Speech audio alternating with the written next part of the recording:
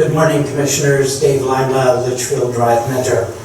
The inability to rebut comments made by others after I spoke last week's meeting prompted me to add to and again stress the importance of separation of church and state at the national, state, and local levels.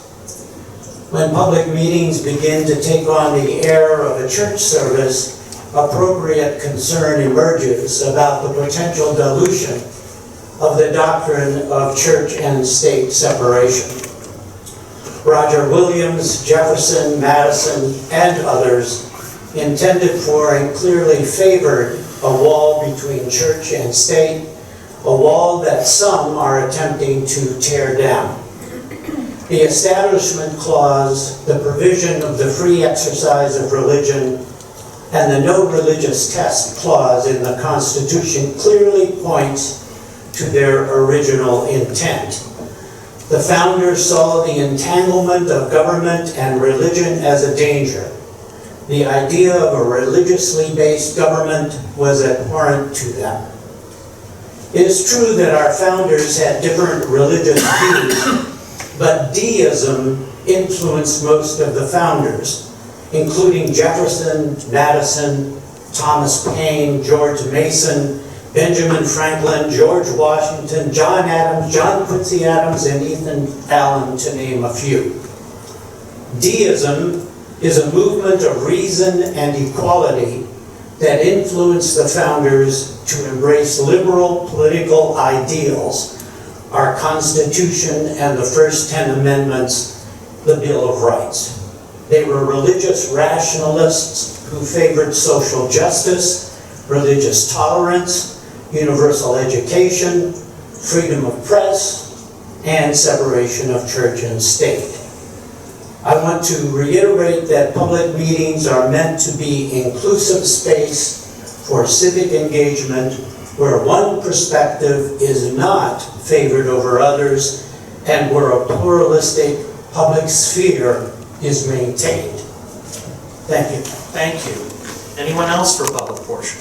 I will reiterate something I said last time about the freedom of religion and the Constitution. It's not the freedom from religion. And regarding deism, that's a great talking point. One would need to dig a little deeper, though, than on the surface to find out whether or not some of the founding fathers that were mentioned were real deists. And I would say that in my research, you will find that that isn't true. Especially, all one needs to do is walk into Jefferson's home in Monticello, and in the foyer of Monticello, it is filled with religious artifacts and things in replication of what you would have walked into in Jefferson's home at that time. All you need to do is read all the things that George Washington wrote, especially I would say read one of the documents that's probably one of the best documents that's not read enough, is his farewell address.